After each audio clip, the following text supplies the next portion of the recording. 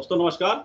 मैं प्रशांत कौशिक संवाद इंडिया के मंच पर आप सभी का हार्दिक स्वागत करता हूं, हार्दिक अभिनंदन करता हूं। आप सभी जानते हैं कि संवाद इंडिया के मंच पर विभिन्न महत्वपूर्ण विषयों पर चर्चा हम आपके सामने हमेशा लेकर आते रहते हैं और आज भी इसी संदर्भ में देश की राजनीति से जुड़े एक बहुत ही महत्वपूर्ण विषय पर चर्चा हम आपके सामने लेकर प्रस्तुत हुए हैं। संवाद इंडिया के मंच पर आज के चाहे राहुल गांधी जी को लेकर।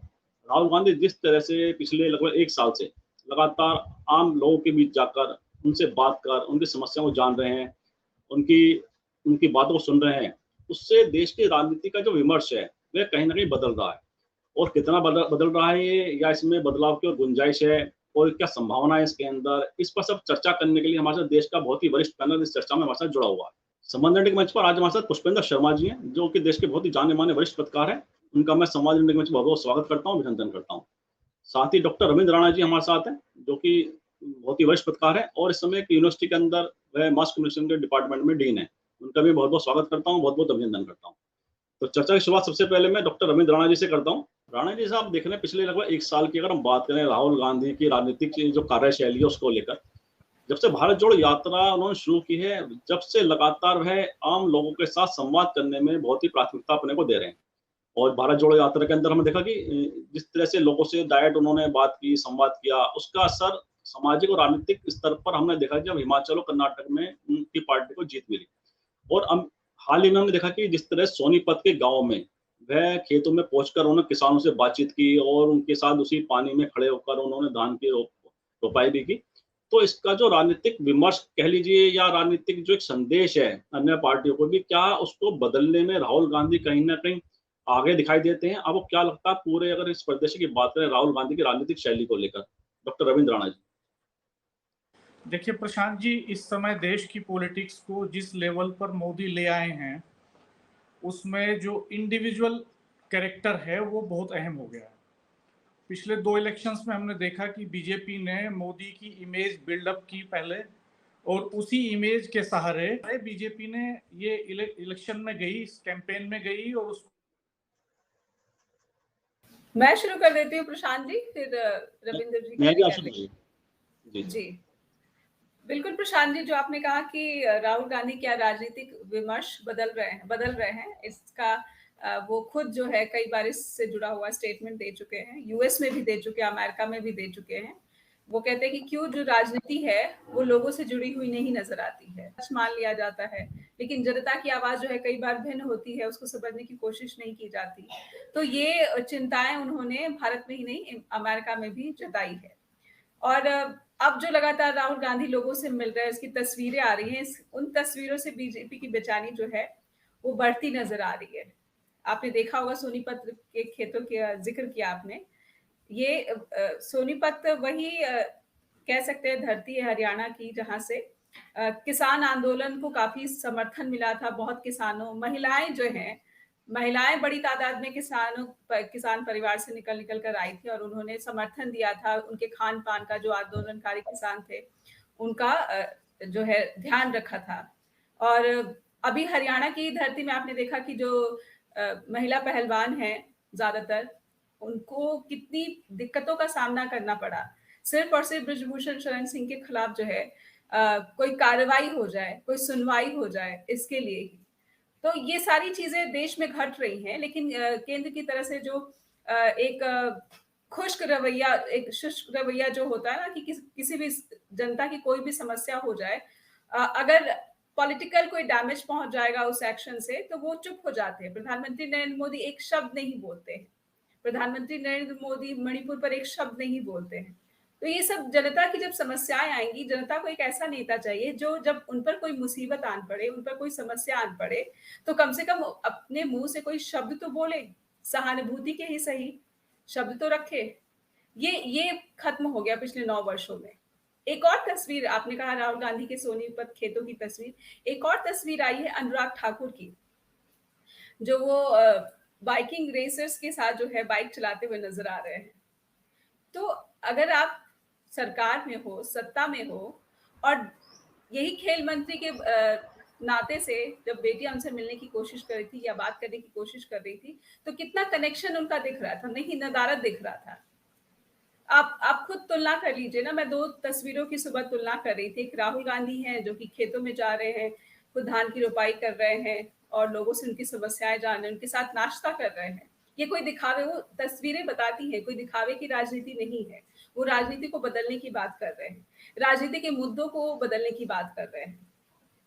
और आप अनुराग ठाकुर को देख लीजिए, उनकी तस्वीर क्या बयां करती है। प्रधानमंत्री को देख लीजिए, उनकी बातें क्या करती है। वो 6 दिन की विदेश यात्रा पर जाते हैं और 6 दिन में आके एयरपोर्ट में पूछते हैं देश का क्या हाल है, और उसको तमाम जो प्रमुख राष्ट्रीय मीडिया है जैसे दिखाता है कि उनको कितनी चिंता है कि 6 दिन में नहीं, मणिपुर तो 3 मई से जल रहा है। और इतने लंबे समय से जो मणिपुर के प्रतिनिधि हैं, दिल्ली में आकर, इतनी दूर सफर कर दिल्ली में आकर उनसे मिलने का समय मांग रहे थे, फिर भी उनके पास 10 मिनट भी नहीं थे। तो दिखावे की सहानुभूति जनता के प्रति या फिर जिम्मेदारी की बात करना, और वास्तविकता में आप वाकई में कितने चिंतित है जनता की समस्याओं को लेकर, अब जनता इस फर्क को समझने लगी है। सोशल मीडिया पर ही पहले ट्रोल आर्मी जितनी एक्टिव रहा करती थी, जो मैं ये सब जो मैं कह रही हूँ सिर्फ मेरा पर्सनल आकलन है, हो सकता है कि जो हमारे पैनलिस्ट है उनका एक भिन्न आकलन हो, या फिर जो हमारे दर्शक हो उनका भी भिन्न आकलन हो, लेकिन सोशल मीडिया पर काफी बदलाव इन्हीं सब वजहों से आया है। कहीं ना कहीं जो जनता परेशानियों का सामना कर रही है, प्रताड़ना का सामना कर रही है, उनकी आवाज नहीं सुनी जा रही है। एक तरफा संवाद हो रहा है कि हम ब्रह्मास्मि जैसे जो ये एक बातें कही जाती है कि मैंने जो कह दिया सो कह दिया, कोई इफ बट नहीं। ऐसा नहीं होता है राजनीति में। राजनीति में सभी स्टेक होल्डर, सभी जो जिसकी सहभागिता होती है, सभी को सुना जाता है। यूसीसी पे इतना ज्यादा संवाद एक तरफा हो रहा है। दूसरे पक्ष का क्या, उनकी चिंताओं का क्या, माइनॉरिटीज की चिंताओं का क्या, जनजातीय की चिंताओं का क्या। भारत इतनी डाइवर्सिटी से भरा हुआ देश है, जब आप यूसीसी जैसी बात करते हो तो उसकी शुरुआत ही संवाद से होनी चाहिए, ना कि विधि आयोग से होनी चाहिए। अचानक से आप हेडलाइंस बनाने लगते हैं कि राय ले ली गई है, उत्तराखंड में अब बिल्कुल जो है फाइनल उसमें आ गया है, स्टेज में आ गया है, लेकिन फिर ये भी खबर आती है कि नहीं, बहुत सारी जटिलताएं, हो सकता है मुसीबत में फंस जाए, तो साथ ही कहते हैं हम लागू करेंगे लेकिन हमें जल्दबाजी नहीं है। उत्तराखंड ही पहली धरती होगी जहां पर पूरे देश में एक मैसेज जाएगा, ये लागू करेगा। तो ये एक तरफा चीजें हैं। एक तरफा चीजों को किसी भी लोकतंत्र में जो है समर्थन नहीं मिल सकता, और भारत जैसे देश में तो बिल्कुल ही नहीं मिल सकता। इसी लोकतंत्र की बात राहुल गांधी शुरुआत से करते रहे हैं, और राहुल गांधी की समझ धीरे धीरे इतनी ज्यादा राजनीति को लेकर विकसित हो गई है, खास करके भारत जोड़ो यात्रा के बाद से। पहले जो भी उन पर शहजादा का तमगा लगा हो, उन्होंने अपने ऊपर लगे सारे जो दाग है, अपनी इसी मेहनत से, लोगों से विचार करके, लोगों से संवाद करके जरिए उन सभी दाग को धोने में उन्होंने बहुत पैसा नहीं इस पे खर्च किया है। जैसे कि बीजेपी की पूरी जो सेल है, मीडिया सेल है, उसने एक बहुत भारी रकम खर्च की राहुल गांधी को पप्पू साबित करने के लिए, शहजादा साबित करने के लिए। लेकिन राहुल गांधी ने अपने ऊपर लगे जो दाग हैं उसको खुद की मेहनत से ही छुड़ाया है, लोगों से मिलकर छुड़ाया है, लोगों की समस्याओं को सुनकर छुड़ाया है, और लोगों को अब वो एक उम्मीद की तरफ भी दिखने लगे। राहुल गांधी विपक्ष के नेता के रूप में जिस तरह से उभरे हैं और लगातार मजबूत होते जा रहे हैं, लोकप्रियता उनकी बढ़ रही है। गुजरात हाई कोर्ट में राहुल गांधी को तो जो टिप्पणी कानूनी बातों पर उतनी ज्यादा नहीं बोला जा सकता है, क्योंकि ये सब चीजें सही नहीं होती हैं, लेकिन उनको तो एक रेगुलर होता है ना कि ऐसा क्रिमिनल साबित करने, आप पे 10 मामले लंबित हैं, लेकिन जज साहब ने ये नहीं देखा कि उनकी तो लोकप्रियता भी बढ़ी है, वो लोगों से मिलते हैं, वो बात करते हैं, वो एक जननेता बन रहे हैं, वो पैदल चल के लोगों से बात करते हैं, वो किसी कार में सवार होकर हाथ वेव करते हुए आगे नहीं बढ़ रहे हैं। तो ये सब जो है राहुल गांधी की कोशिश ही है कि वो विपक्ष के नेता के रूप में आज स्टैब्लिश भी हो रहे हैं। लोग उनको देखकर जो है भाव विभोर भी हो जाते हैं, भावुक भी हो जाते हैं। महिलाएं उनको देखते ही अपनी समस्याएं सुनाने लगती हैं, जबकि जो महिला पहलवान थे, वो अपनी समस्या सुनाने के लिए उनको जंतर मंतर पर इतने लंबे समय के लिए बैठना पड़ा। लेकिन देख लीजिए उनका क्या हाल हो रहा है, उस केस का क्या हाल हो रहा है, क्या सुनवाई हो रही है। क्या हम ये उम्मीद करें? कल ही मेरी श्रवणगढ़ जो देश के जाने माने पत्रकार हैं, उनसे बात हो रही थी, तो मैंने उनसे सवाल किया, तो उनका जवाब ये था कि बृजभूषण शरण सिंह तो चुनाव भी लड़ेंगे, लेकिन दूसरी तरफ जो राहुल गांधी हैं, शायद वो चुनाव ना लड़ सके, ऐसी परिस्थितियां बन रही हैं। तो देश में अगर ऐसे एक आरोपी, घिनौने अपराध का एक आरोपी वो चुनाव लड़ने जाएगा, और एक ऐसा व्यक्ति जो कि लोगों से मिलकर उसकी समस्याएं सुन रहा है, दो तरफा संवाद में भरोसा रखता है, उसकी जो है योग्यता अयोग्यता पर ही प्रश्न चिन्ह बना हुआ है। तो ये किस तरह की राजनीति देश में हो रही है? इसी राजनीति को बदलने की कोशिश कोई कर रहा है तो वो राहुल गांधी कर रहे हैं। जी। जी, बिल्कुल ठीक कहा कि जो राजनीतिक विमर्श है उसको बदलने की कोशिश कर रहे हैं राहुल गांधी। तो डॉक्टर रविंद्र राणा जी, आपको क्या लगता है कि राहुल गांधी का जो लगता है कि राजनीतिक शैली जो उन्होंने अपनाई है, सीधा लोगों के बीच जाकर उनसे बात करना, क्या है राजनीतिक बदलने में एक बहुत अच्छा एक माध्यम बनेगा? देश की राजनीति इससे बदलेगी, बदलती दिखाई देती है? क्या लगता है आपको डॉक्टर रविंद्र राणा जी? देखिए प्रशांत जी, इसमें कोई शक नहीं है कि पिछले कुछ दिनों से राहुल गांधी लगातार बहुत अच्छा कर रहे हैं और विपक्ष के एक नेता को जिस तरह से अपने को ढालना चाहिए उसमें उन्होंने काफ़ी हद तक सफलता हासिल की है। उनकी यात्रा का सवाल हो चाहे आम लोगों से मिलने की बात हो, इसमें कोई शक नहीं है। और लेकिन एक बड़ा सवाल ये है जो मुझे लगता है कि जैसे पिछले 10 साल के अंदर मोदी का एक करिश्मा एस्टेब्लिश करने की कोशिश की बीजेपी ने और संघ परिवार ने, और जिस तरह से मोदी की इमेज को एक ब्रांड बनाया गया और राहुल गांधी की इमेज को डेंट लगाने के लिए जिस तरह से उसमें भारी निवेश किया गया, सारे प्लेटफॉर्म्स का इस्तेमाल किया गया, तो उसको काउंटर करने के लिए कांग्रेस के पास इसके सिवा कोई विकल्प भी नहीं है। ये बात बहुत महत्वपूर्ण नहीं है कि राहुल गांधी चुनाव लड़ेंगे या नहीं लड़ेंगे। महात्मा गांधी ने तो इस देश में कोई चुनाव नहीं लड़ा, लेकिन उनसे कोई बड़ा कोई नेता ना आज़ाद भारत के पहले था ना आज़ाद भारत के बाद में है, और पूरे देश को चलाते थे वो। तो राहुल गांधी अब जिस स्थिति में आ गए हैं, जितना भी उनके खिलाफ इस तरह की कार्रवाई होंगी उतना उनके फेवर में सिंपैथी जाएगी। लेकिन मेरी एक मतभिन्नता ये है कि जो काम राहुल गांधी आज कर रहे हैं खाली इससे बात बनने वाली नहीं है। सवाल है ये कि हमारे पास देश को आगे ले जाने का, मोदी गवर्नमेंट को काउंटर करने का विजन डॉक्यूमेंट क्या है, इकोनॉमिक पॉलिसीज पे हम क्या सोचते हैं। आप देश के हर तबके के लोगों से जाकर के मिलेंगे, बात सही है। मोदी जी भी जब पहली बार चुनाव लड़ रहे थे तो देश में तमाम चाय की दुकानों पर प्रोजेक्टर लगा करके उन्होंने भाषण दिए थे और तमाम चाय की दुकानों पर उनकी एलईडी लगा करके उनके भाषण दिखाए गए थे। हमने उस समय अखबारों में कवर किया था उसको। तो उस स्थिति में हर चाय वाले ने यह समझा कि शायद वही प्रधानमंत्री बनने जा रहा है। लेकिन ये इस तरह का जो कनेक्ट है, नो डाउट वो शानदार पहल है, लेकिन आइडियोलॉजिकल लेवल पर राहुल गांधी को मजबूत होना होगा, कांग्रेस पार्टी को मजबूत होना होगा, और ग्रास रूट लेवल पर जो बीजेपी की आइडियोलॉजी है, जो आरएसएस की जो आइडियोलॉजी है, उसको काउंटर अटैक करना होगा और अपना विजन डॉक्यूमेंट पेश करना होगा। राहुल गांधी को बताना होगा कि देश में एम्प्लॉयमेंट की सिचुएशन क्या है और ये जो अनएम्प्लॉयमेंट है इसका उनके पास क्या सोल्यूशन है, फार्मर्स की जो प्रॉब्लम है उसका उनके पास क्या सोल्यूशन है, या वीमेंस के जो इशू हैं उनको लेके उनके पास क्या विजन है, देश में क्राइम कंट्रोल को लेकर के उनके पास क्या विजन है। पिछले 10 साल के अंदर लगातार सेंट्रल गवर्नमेंट ने ये कोशिश की, ये बताया आम आदमी को कि हम जो है दुनिया की सबसे बड़ी इकोनॉमी की तरफ बढ़ रहे हैं, बनने की तरफ 5वें नंबर पर हम आ गए हैं और पहले नंबर की तरफ बढ़ रहे हैं।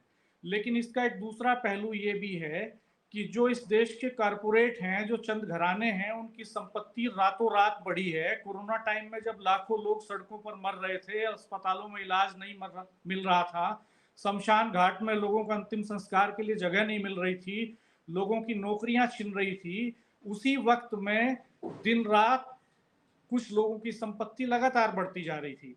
उसी का रिजल्ट है। इसको साफ तौर पर समझना होगा कि ये जो 80-20 की पॉलिटिक्स है, इसकी रियलिटी क्या है।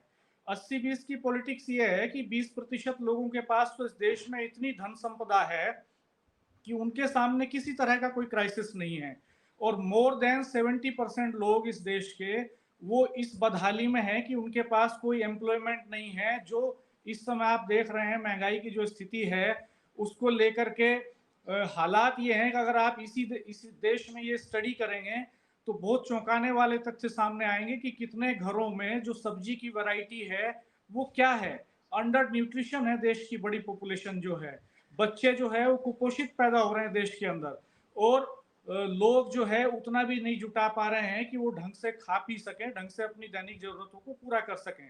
तो एक तरफ तो बहुसंख्यक आबादी की हालत ये है और दूसरी तरफ एक छोटा सा तबका ऐसा है जिसके पास पैसा कोई इशू नहीं है, जो हवाई जहाज में चलता है, जो महंगी कारें इस्तेमाल करता है, जो दुनिया में जितनी भी टेक्नोलॉजी का आविष्कार हुआ है पिछले 60-70 सालों में उसका उपभोग करता है, और वो जी, जी। वास्तव में इस तरह से जीता है जैसे यूरोप के किसी देश में लोग जी रहे हों।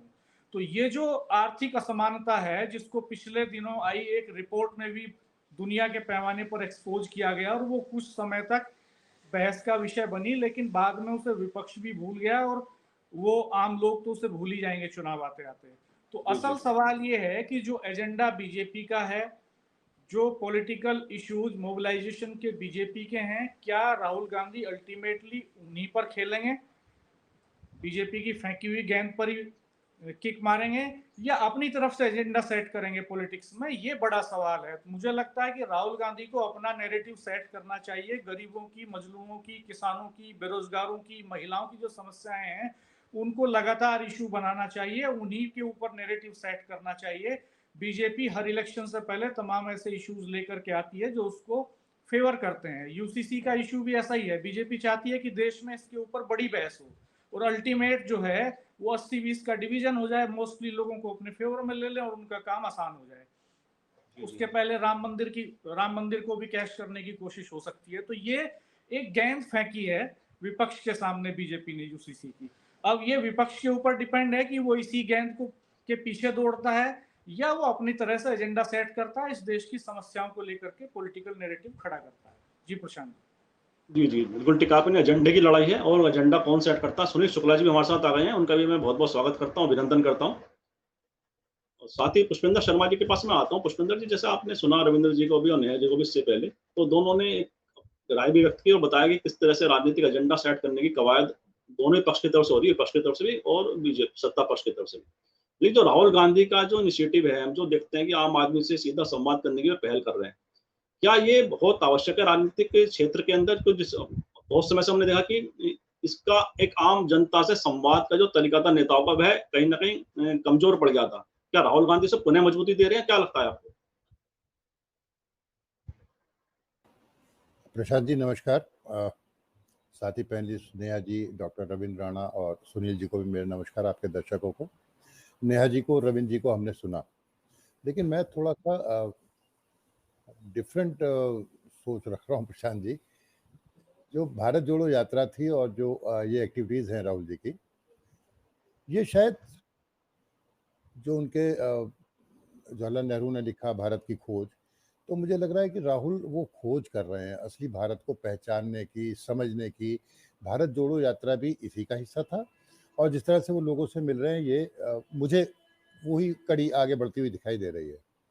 देखिए, इसमें मूलभूत अंतर ये है, जैसे भी रविंद्र भी कह रहे थे कि व्यक्ति केंद्रित राजनीति चल रही है और उसमें बड़ा डैमेज किया गया इनकी छवि को। देखिए, वैसे तो कोई तुलना ही नहीं थी। एक बच्चा जो सुरक्षा घेरे में रहा हो, स्कूल भी ना जा पाया हो खुलकर, और घर पे टीचर्स पढ़ाने आते हों, और दूसरे प्रधानमंत्री मोदी जो संघ के प्रचारक के साथ साथ रेलवे स्टेशनों पे जिन्होंने समय गुजारा हो, तो जो जनता से कनेक्ट उनका हो सकता है, या जो बेबाकी वो बोल सकते हैं, वो राहुल से उनकी तुलना उस दृष्टि से करें तो कहीं वो बराबर लेवल प्लेइंग फील्ड नहीं है वो। अब राहुल पे जो आरोप लगते थे, वो भारत जोड़ो यात्रा के बाद उन्होंने भारत को शायद समझने की कोशिश करी, एक एक गरीब गुरबों से मिलकर शायद वो अपना जो रविंद्र कह रहे थे, भाई एजेंडा अपना सेट करेंगे, रोड मैप सेट करेंगे, आगे क्या करना है, क्या विज़न वो पेश करना चाहते हैं। हालांकि कई मौक़ों पर वो अलग अलग तरीके से अपनी बातें कह चुके हैं, विज़न भी कह चुके हैं। उनके सलाहकार कहीं सही होते हैं, कहीं गलत होते हैं। भारत जोड़ो यात्रा में भी उन्होंने कुछ ऐसी बातें कही जो मुझे निजी तौर पर लगता है कि उनकी कोई आवश्यकता ही नहीं थी, उन मुद्दों को छेड़ने की कोई ज़रूरत नहीं थी। और जहाँ तक बात मोहब्बत और नफ़रत की है, उन्होंने बाहर जाके भी कहा, यहाँ पर भी कहा। लेकिन वो होता क्या है ना, जैसे हम ऐसी दुनिया में जी रहे हैं कि जहाँ पे आक्रामकता होती है, एग्रेशन होता है, उस बात को तो जल्दी सुना जाता है। अगर इस भाषा में कहें टीवी की, तो टीआरपी वाला टॉपिक नहीं है नफ़रत और मोहब्बत, तो आम लोग उससे बहुत जुड़ते नहीं। हाँ, ये अच्छी बात है कि कांग्रेस की जो मीडिया सेल है, वो भी अब एक्टिव हुई है और इन बातों का जवाब देना उन्होंने शुरू किया, जिससे इनके पर जो दाग थे, वो दाग थोड़े धुलने शुरू हुए राहुल के पर। लेकिन सवाल ये है कि एक तो आप देश में अगर बनते हैं तो आप करेंगे क्या? क्या आपकी सोच है? क्या आप करना चाहते हैं? फिर सिर्फ बातों से कुछ हो नहीं पाएगा। आपकी पार्टी, आपका संगठन आपके साथ कितना है, संगठन कितना मजबूत है। एक तरफ भारतीय जनता पार्टी है जो एक तरह से चुनावी मशीन है और 24 घंटे 365 दिन वो काम करते हैं। फिर सत्ता है इतने दिनों से, तो संसाधनों की भी कमी नहीं है। सारी चीज़ें मिलाकर एक बहुत बहुत बड़ा अंतर है। एक तो उस गैप को कैसे पूरा करा जाए? तो उस गैप को पूरा करने में भी ये छोटे-छोटे जो अटेम्प्ट्स हैं, ये हेल्प करते हैं। ताकि अगर वैसे मीडिया वाले नहीं उन्हें छापना चाहते राहुल को, तो जब वो ट्रैक्टर चलाते हैं या धान बोते हैं, तो कम से कम एक तस्वीर तो छप जाती है। ये भी अगर उनके सलाहकार उन्हें सलाह दे रहे हैं, तो ये अच्छी सलाह है। लेकिन जो आपने बड़ी बात कही कि विमर्श बदल रहा है, मैं उसमें थोड़ा-सा अभी अभी हिचकता हूँ उस बात को कहने में, क्योंकि ज़्यादातर अभी तक यही होता है कि भारतीय जनता पार्टी की पिच पर खेलना शुरू कर देते हैं सारे विपक्षी दल। हाँ, यूसीसी में पहली बार ये देखने में आया कि कांग्रेस ने ये स्टैंड लिया कि वेट एंड वॉच, कि हम देखेंगे उसके बाद कोई निर्णय लेंगे। यानी कि एकदम से उनके जाल में नहीं फंसे या कोई ऐसी बहस नहीं शुरू करा दी जो हिंदू मुस्लिम पे जाके अटक जाती। ये एक अच्छी पहल है। फिर कर्नाटका में उन्होंने एक बड़ी अच्छी रणनीति करी राहुल ने कि भाई जो पहले उन्होंने कह दिया था मोदी चोर और सारी बातें, उनसे उन्होंने परहेज करके लोकल मुद्दों को रखा और बताया। फिर उन्होंने कल्याणकारी योजनाएं, चाहे उसे आप मुफ्त की रेवड़ी कहिए, और उन्होंने सही समझ कर दी। और मुझे याद है 2019 का भी, बल्कि हमारी और रविंद्र की तो खूब चर्चा भी होती थी। उस समय पे जो न्याय योजना थी, उसका वो सही से प्रचार नहीं कर पाई कांग्रेस, या बता नहीं पाई। वही तो ये बार-बार जो मोदी सरकार कहती है, भाजपा सरकार कहती है, डायरेक्ट बेनिफिट की बात, तो वही तो बात थी। उसमें सारी चीज़ें खत्म होके सारी सब्सिडीज़ एक जगह पे पहचान होती, एक जगह पे जाता। तो विज़न तो है, लेकिन उसको वो बता नहीं पाते। कांग्रेस की जो मशीनरी है, चाहे वो राहुल गांधी की कहें, वो अपनी बातों को प्रचारित भी नहीं कर पाते, अपनी सारी सफलताओं को भी नहीं बता पाते। और यहाँ पर तो भाई एक छोटी-सी सड़क का उद्घाटन भी होता है, तो एक बड़े पेज का विज्ञापन छप रहा है। सारी बातें हो रही हैं, तो इन सारी बातों से जो लड़ाई है, वो धीरे-धीरे जो इनके पर्सनैलिटी डेवलपमेंट है राहुल का, वो ओवरकम करेगा। और क्योंकि वो जनता से जुड़ मिल रहे हैं, कनेक्ट कर रहे हैं, तो जिस दिन विज़न की ज़रूरत पड़ेगी या ऐसा कोई विज़न डॉक्यूमेंट पेश करना पड़े या रोड मैप पेश करना पड़े, तो कम से कम वो होमवर्क कर रहे हैं, उसकी तैयारी तो कर रहे हैं, ये मुझे लगता है। हालाँकि बहुत विमर्श अभी बदला, इसमें मुझे संदेह हो रहा है प्रशांत जी, क्योंकि वही बात है ना कि टीवी पे बहस देखना, सनसनीखेज खबर देखना, अखबार में वो हेडिंग देखना, तो उसमें टीआरपी बहुत कम लोग हैं जो मोहब्बत और उसकी बात करेंगे।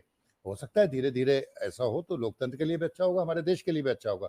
लेकिन उसमें मुझे लगता है कि अभी और समय है और राहुल को और बहुत मेहनत करनी है। साथ-साथ उसके साथ जो कांग्रेसी हैं, जो उनकी टीम है, उन लोगों को भी दिल से दृढ़ प्रतिज्ञ होके ही इनके साथ लगना पड़ेगा।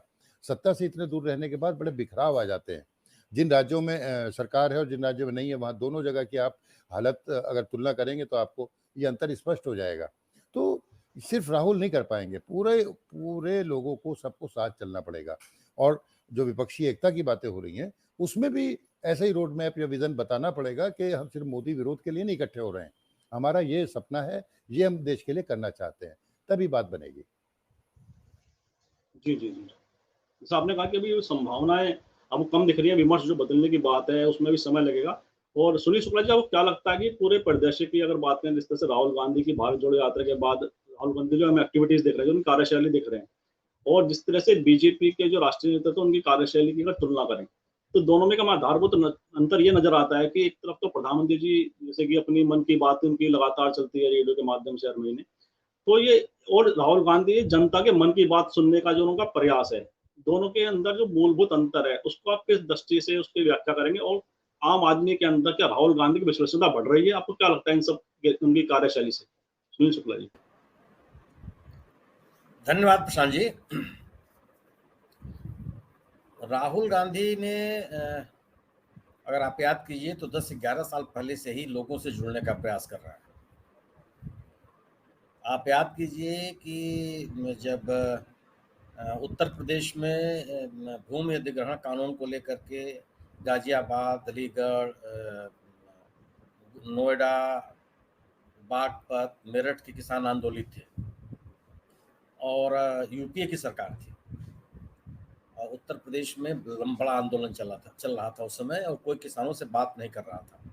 जगह जगह लाठियां चल रही थी, उनको एकत्रित होने नहीं देने की कोशिश की जा रही थी। राहुल गांधी ने उस समय भी दिल्ली के नज़दीक भट्टा परसौल गांव का दौरा किया था। उनको न जाने देने के लिए तमाम प्रशासनिक व्यवस्थाएं की गई थी, और आपको याद हो तो मोटरसाइकिल पर बैठ करके सुबह सुबह उस गांव में पहुंच गए थे। उन्होंने किसानों से बात की थी, और उस मुलाकात का असर भी हुआ। कोई ऐसी बड़ी घटना जो राष्ट्रीय पैमाने पर हुई हो, उसको लेकर के राहुल गांधी ने लोगों के साथ जुड़ने की कोशिश न की हो, ऐसा दृष्टांत मिलता नहीं। कुछ एकाध दुक्का हो सकती है, लेकिन अमूमन प्रायः अधिकांश घटनाओं में उन्होंने घटनास्थल पहुंच करके लोगों से अपने संबंध जोड़ने की कोशिश की है। उन चीज़ों को अगर आप भूल भी जाइए तो 2014 से सत्ता में आने के बाद भी लगातार वो सक्रिय रहे, लेकिन एक जो सत्तारूढ़ दल के द्वारा उनको खारिज करने, अविश्वसनीय बनाने, एक अगंभीर राजनेता के रूप में उनको प्रस्तुत करने की जो कोशिशें थी, इससे उनको गंभीरता से जो उनके विरोधी थे लेने के लिए तैयार नहीं थे। जिनको जानने वाले थे वो ले ही रहे थे। लेकिन जब भारत जोड़ो यात्रा इन्होंने शुरू की, तो अगर 4000 किलोमीटर की यात्रा कई राज्यों से गुजरते हुए उन्होंने इस यात्रा को पूरा किया, तो मुझको नहीं याद है जितने वीडियोज क्लिप्स आपने दिखाए, चाहे किसी ने दिखाए, कहीं सोशल प्लेटफॉर्म पर अवेलेबल रहा, तो आधे किलोमीटर की दूरी हमने भी नहीं देखी जिसमें कि राहुल गांधी अकेले चल रहे हैं, उनके पीछे आगे पीछे कोई हो ना, या सड़क के किनारे जनता न खड़ी हो। मौसम कोई भी रहा हो, भारी बरसात रही हो, भयानक गर्मी रही हो, विकट की ठंड रही हो, कोई मौसम रहा हो, लेकिन राहुल गांधी को लोगों ने स्वीकार किया, उनके साथ कदम से कदम मिला के चले और उनको एक जन समर्थन दिया। और राहुल गांधी ने भी उस पूरी यात्रा को एक राजनीतिक पर्यटन के बजाय एक गंभीर राजनीति की शुरुआत की कोशिश की, और समाज के जितने भी वर्ग हैं, युवा हों, वृद्ध हों, महिलाएं हों, मजदूर हों, किसान हों, मसाला उत्पादक हों, मछुआरे हों, जो भी आप सोच सकते हैं, कोरोना पीड़ित लोग हों, उन तमाम लोगों से अलग अलग मिलने की कोशिश की। नहीं मिले ही नहीं, उनसे बीच में बैठ के उनसे बात किया, उनसे संवाद कायम किया। उसके बाद उनकी जो जनसभाएं हुई, बंगलौर जैसे शहर में, जो एक संभ्रांत शहर माना जाता है, भारी बरसात के बीच अगर बड़ी संख्या में लोग उपस्थित हुए उनकी सभाओं में, तो मुझे लगता है कि लोगों ने उनके साथ अपने को जोड़ने की कोशिश की। एक लोगों के जो मसले हैं, मुद्दे हैं, उन मुद्दों को आवाज देने का प्रयास किया राहुल गांधी ने, और सरकार की विफलताओं के ऊपर तीखे हमले किए। और एक जो विपक्ष की क्रेडिबिलिटी खतरे में थी, बार बार ये सवाल पैदा किया जा रहा था सत्तारूढ़ दल के द्वारा और सत्तारूढ़ दल के समर्थकों के द्वारा कि आखिर विपक्ष कहाँ है, विपक्ष दिखता क्यों नहीं।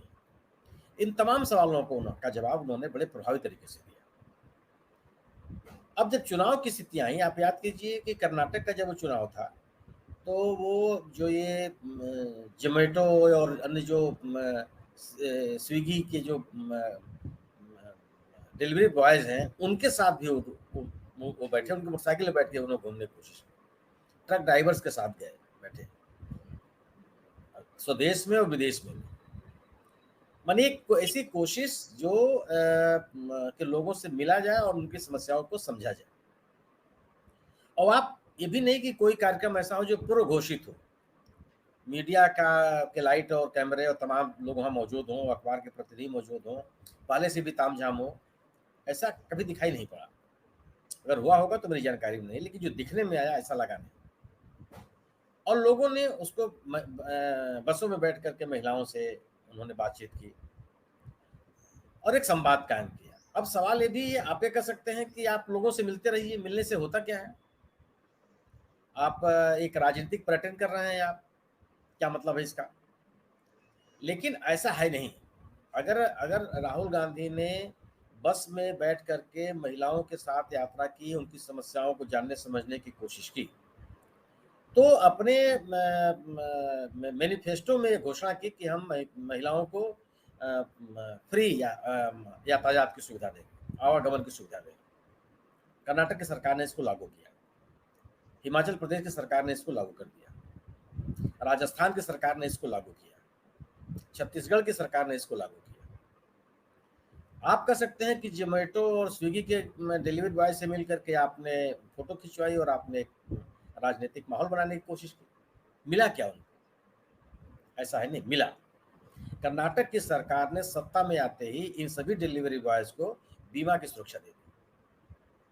जितने वर्कर हैं वहां कर्नाटक में, बेंगलोर शहर में, चाहे पूरे कर्नाटक राज्य में काम कर रहे हैं, उनको बीमा का आश्वासन दिया और लागू कर दिया, शासनादेश लागू कर दिया।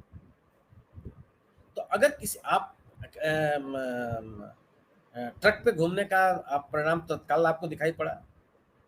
किस देश के परिवहन मंत्री ने घोषणा की कि ट्रक ड्राइवरों का जो है जो केबिन है उसको वातानुकूलित बनाने की आदेश जारी कर दिए गए। तो यह भी आप ये नहीं कहा जा सकता कि जो कुछ भी राहुल गांधी ने किया केवल और केवल एक राजनीतिक आडंबर था, उसका कोई परिणाम सामने वाला आने वाला नहीं था। सरकार को जहां मौका मिला, जब साथ सत्ता में कांग्रेस आई, उसने उन जो चीजें जो फीडबैक उनके पास था उसको उन्होंने लागू करने की कोशिश की और उनकी इस यात्राओं का और उनके टिप्पणियों का और चाहे जो फीडबैक मिल रहा था, लोगों के जो तथ्य सामने आए, उस पर केंद्र सरकार ने भी रिएक्शन किया। और ट्रक ड्राइवर वाली बात आपके सामने। कल राहुल गांधी ने हरियाणा शिमला जाते समय हरियाणा के सोनीपत में उन्होंने करीबन 2.5 घंटे बिताए और 2.5 घंटे बिता करके केवल इन्हें कि फोटो खिंचवाए चले आए। कोई पूर्व तैयारी नहीं थी। मतलब अगर आप याद कीजिए कि खेत के मेड़ों पर चलते हुए जो लोग हैं, सबके जूते उनके अपने अपने हाथ में थे, किसी दूसरे के हाथ में नहीं थे। किसी के पैर में वो पानी में घुसने वाला गमबूट जो होता वो नहीं था।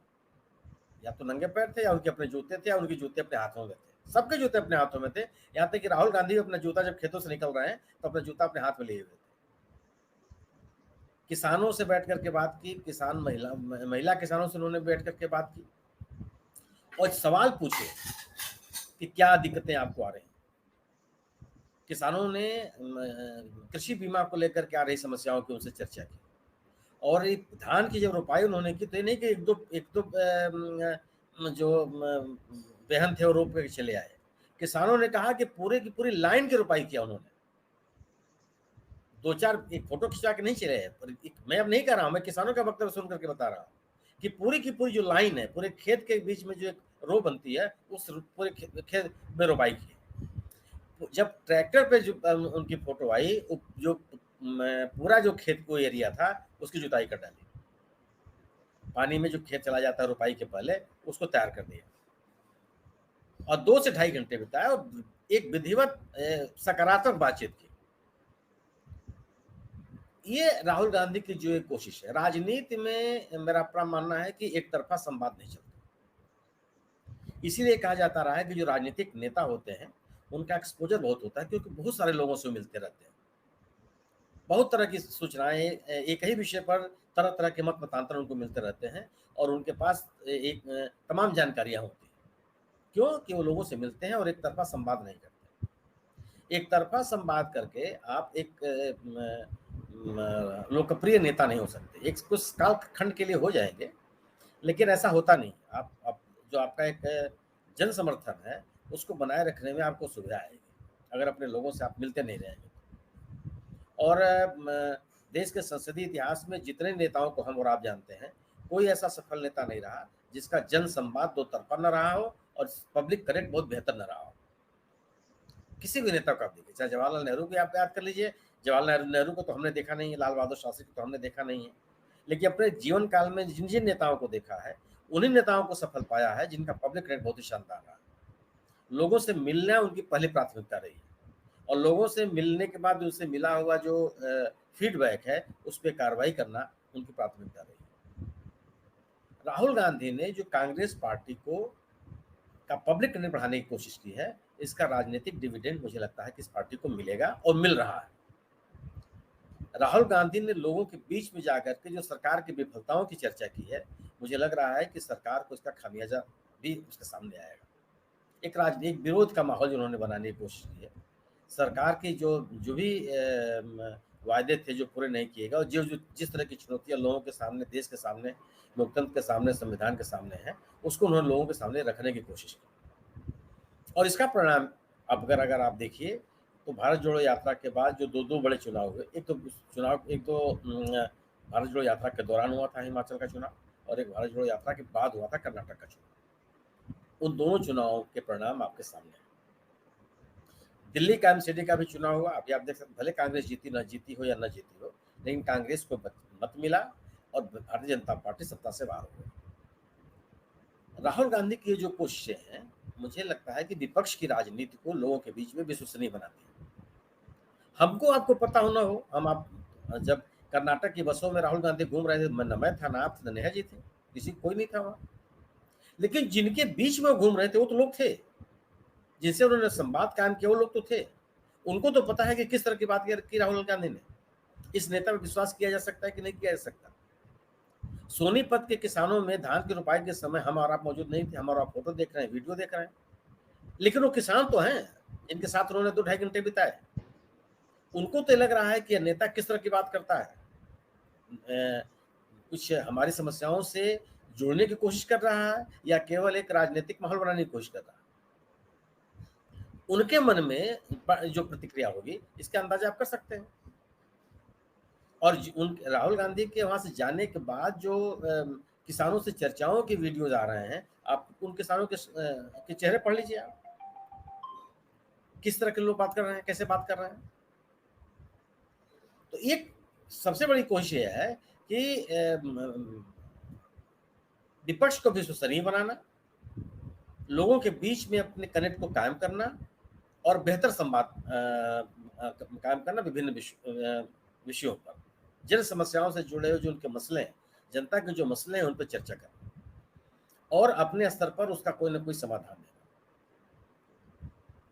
आप देखिए ना, अगर आप विपक्ष का काम यही है कि सरकार की विफलताओं की बात करें और जो जिन मुद्दों पर सरकार विफल है वह अपना उनका समाधान प्रस्तुत करे। कांग्रेस ने अपने विभिन्न राज्यों में यह काम करने लगी है। सत्ता में आने पर क्या क्या वो करेगी, जहां चुनाव होने वाले हैं वहां इस तरह का आश्वासन देने लगी है। उसके विपरीत बीजेपी क्या कर रही है? बीजेपी सत्ता में है, केंद्र में पिछले 9 सालों से सरकार में है, मध्य प्रदेश में पिछले 20 सालों से सरकार में है। अब ये पार्टी बीजेपी के नेता केवल विपक्ष की आलोचना करके जन समर्थन नहीं हासिल कर सकते। उनको ये बताना होगा कि पिछले इतने वर्षों से शासन में रहने के बाद जो हम गवर्नेंस में थे, तो हमारी उपलब्धियां क्या हैं, जनता से जुड़े हुए जो मसले हैं उन मसलों का समाधान हमने कितना किया, देश को आगे ले जाने के लिए हमने क्या क्या किया। आप भ्रष्टाचार का आरोप लगा रहे हैं, हो सकता है कि भ्रष्टाचार का आरोप सही हो, तो आरोप लगाने वाले जाने, सरकार जाने, लेकिन पिछले 9 सालों से केवल आप आरोप लगा रहे हैं। 9 सालों से खिलाफ कार्रवाई आपने क्या की, किन किन लोगों के खिलाफ आपने चार्जशीट दाखिल कर दिया, किन किन मामलों को आपने अंजाम तक पहुंचाने की कोशिश की। और अगर 9 सालों में जब आप सत्ता में हैं, आपको डिलीवर करना था, इनके खिलाफ कार्रवाई करनी थी और आपने कोई कार्रवाई नहीं की, तो आपकी बात केवल एक राजनीतिक बयानबाजी के अलावा कुछ नहीं, लोग उस पर विश्वास नहीं करेंगे। बयान देने का अधिकार, बयान देने की जिम्मेदारी विपक्ष के ऊपर है, सरकार के ऊपर बयान देने की जिम्मेदारी नहीं है, आरोप लगाने की जिम्मेदारी नहीं है। सरकार के ऊपर जो समस्याएं थी, जिन समस्याओं का आप उल्लेख कर रहे थे, उनके समाधान की जिम्मेदारी थी। अगर आप ये कर रहे हैं कि ये राजनीतिक दल परिवारवादी थे और भ्रष्टाचार में लिप्त थे, तो इनके भ्रष्टाचार उजागर क्यों नहीं हुए? और अगर आप ये कह रहे हैं कि ये जो राजनीतिक दल हैं जो केवल भ्रष्टाचार में अपने परिवार को आगे बढ़ाने में लगे हुए हैं, तो आपको ये बताना पड़ेगा कि जहां परिवारवादी पार्टियां सत्ता में हैं और जहां परिवारवादी पार्टियां सत्ता में नहीं है, यानी कि भाजपा सत्ता में है, उन राज्यों में प्रगति का आंकड़ा क्या है, मानव विकास का जो इंडेक्स है वो तमिलनाडु में कैसा है और महाराष्ट्र में कैसा है, तमिलनाडु में कैसा है और मध्य प्रदेश में कैसा है, ये बताना पड़ेगा आपको ना। केवल आरोप लगा देने से तो काम नहीं चलेगा कि डीएमके की पार्टी करुणानिधि जी का पुत्र अगर वहां मुख्यमंत्री है तो केवल ये आरोप पर्याप्त मान लिया जाए। आप ये बताइए कि अगर एक परिवारवादी जो आरोप लगा रहे हैं आप कि परिवारवादी लोग केवल भ्रष्टाचार में लगे हुए हैं और अपने परिवार के संरक्षण में लगे हुए हैं, इसका परिणाम यह है कि गवर्नेंस में यह राज्य कितना पिछड़ा हुआ है। और हम केवल सत्ता के लिए नहीं, हम गवर्नेंस के लिए, जनता की भलाई के लिए हैं, तो मध्य प्रदेश में बेहतरीन ताकत हमने लोगों को दे दी। तो आपके 20 साल का जो सत्ता गवर्नेंस है वो दिखाई पड़ता है कि किसी का आदिवासी लड़के के ऊपर कोई आदमी एकदम जघन्य अपराध करता है, बहुत ही घृणित अपराध करता है, उसके ऊपर पेशाब कर देता है। और आपने उन आदिवासियों को इतनी ताकत भी नहीं दी कि जब वो वारदात हो रही है तो भाग जाए, कम से कम वहां से दौड़ जाए, वहां से दौड़ करके जा करके लॉ इन्फोर्सिंग एजेंसीज को शिकायत करे कि देखिए हमारे साथ क्या हो रहा है, इस समाज के मन बढ़े लोग क्या कर रहे हैं, अपने सत्ता के बाद में क्या कर रहे हैं। इतना साहस भी आपने नहीं दिया। तो इस आरोप का मतलब क्या है? और तमिलनाडु में शिक्षा का स्तर देख लीजिए, स्वास्थ्य का स्तर देख लीजिए, सामाजिक सुरक्षा का स्तर देख लीजिए, किसानों के हालात देख लीजिए, व्यापार कृषि देख लीजिए, जीएसटी का कलेक्शन देख लीजिए। जो जिन मानकों की आप बात कर सकते हैं, कोरोना काल में तमिलनाडु की सरकार ने क्या किया और मध्य प्रदेश की सरकार ने क्या किया, ये बता दीजिए आप। तो आप केवल आरोप लगा करके ही आप, ये 2014 की स्थितियां थी। 2014 के पहले आप आरोप लगाने के लिए ही थे, और आपने आरोप लगाया, आपने लोगों को वायदा किया, लोगों ने उसको सुना और उस पर विश्वास किया। अब स्थितियां नहीं है।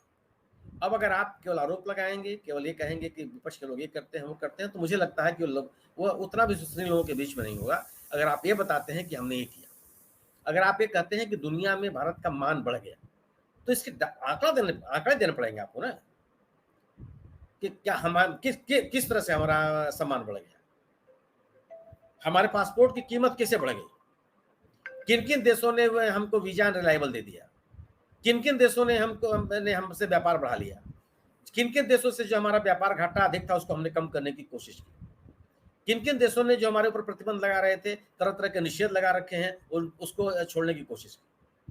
अगर ऑस्ट्रेलिया की सरकार कहती कि इन देशों से, इन भारत के इन राज्यों से आने वाले जो विद्यार्थी हैं उनको प्रॉपर उनकी स्कैनिंग की जाएगी, इस तरह की स्थितियां क्यों बनी और ये कैसे दूर किया जाए, तब बात बनती है ना। आप कुछ भी कह दीजिए, कहने के लिए आजादी हमको, आपको अभिव्यक्ति की आजादी है। हालत केवल अगर राहुल गांधी आरोप लगा रहे हैं कि सरकार विफल है, तो आंकड़े दे रहे हैं वो कि महंगाई का दर प्रतिशत यह है, बेरोजगारी का दर प्रतिशत यह है, हमारी अर्थव्यवस्था यहाँ चली गई है, रुपए का अवमूल्यन ये हो गया है, व्यापार में घाटा ये हो गया है, तमाम आंकड़े वो दे रहे हैं। और वो ये बता रहे हैं कि अगर हमारी सरकार कहीं है तो हम क्या कर रहे हैं। अगर केंद्र की सरकार कह रही है कि हम आयुष्मान भारत के तहत 5 लाख का सहायता दे रहे हैं लोगों को, राजस्थान की सरकार कह रही है कि हम 25 लाख की सहायता दे रहे हैं, और एक एक आदमी को दे रहे हैं, इसमें कोई भेदभाव ही नहीं है। राज्य के प्रत्येक नागरिक को सुरक्षित, इस तरह का मेरा आश्वासन है। तो आप अगर सरकार कोई बात करती है, सरकार का नुमाइंदा कोई बात करता है, सरकार का नेता कोई बात करता है, तो उसको तथ्यों के साथ बात करनी पड़ेगी, तब वो विश्वसनीय होगा। राहुल गांधी, देखिए, सरकार का प्रमुख होना एक बात हो सकती है, लेकिन जन नेता होना एक बड़ी बात होती है। राहुल गांधी जिस दिशा में चल रहे हैं वह चुनावी राजनीति से अलग एक जनता के नेता बनने का प्रयास कर रहे हैं, और यह इस समय देश की जरूरत है। जनता को जागृत करना, विभिन्न मुद्दों पे उसको जोड़ना और उसको उस पूरे आंदोलन में उसको शामिल करना, इसकी आवश्यकता है। और राहुल गांधी ने एक कोशिश की है, मुझे लगता है कि सत्तारूढ़ दल के सामने एक बड़ी चुनौती प्रस्तुत कर रहा है। जी बिल्कुल ठीक आपने कि राहुल गांधी ने काफी कुछ बदलने की कोशिश की है और सत्तारूढ़ दल के सामने चुनौती पेश की है। तो संक्षेप में अंतिम टिप्पणी मैं नेहा जी से चाहूंगा कि आप पूरे इस विषय पर क्या कहना चाहेंगे। जी बिल्कुल प्रशांत जी, मैंने पुष्पेंद्र जी को भी सुना और रविंद्र राणा जी को भी सुना, जो मत भिन्नता की वो बात कर रहे थे। ऐसा नहीं है कि राहुल गांधी ने विभिन्न मंचों से ये नहीं कहा कि देश का जो विकास होगा उसकी क्या रूपरेखा होनी चाहिए। उन्होंने फोकस कई बार ध्यान आकर्षित करने की कोशिश की, छोटे मझोले उद्योगों का जो हाल है नोटबंदी के बाद से, वो क्यों नहीं उबर पाया, क्यों जो कॉर्पोरेट बड़े बड़े कॉर्पोरेट्स हैं वही दिन दुना रात गुनी तरक्की कर रहे हैं। तो ऐसा नहीं है कि राहुल गांधी ने रोड मैप नहीं सुझाया है, रोड मैप है, लेकिन जब चुनाव आएंगे, लोग वोट देंगे विपक्ष को, तो जरूर इस रोड मैप पे काम किया जाएगा। कर्नाटक का सुनील सर ने जो है एग्जाम्पल दिया, तमिलनाडु का एग्जाम्पल दिया। जिन राज्यों में बीजेपी की सरकारें नहीं है, वो राज्य अच्छा प्रदर्शन क्यों कर रही, क्यों जो वहां पर जो तरक्की का इंडेक्स है वो बीजेपी की सरकारों से जो है ऊपर है।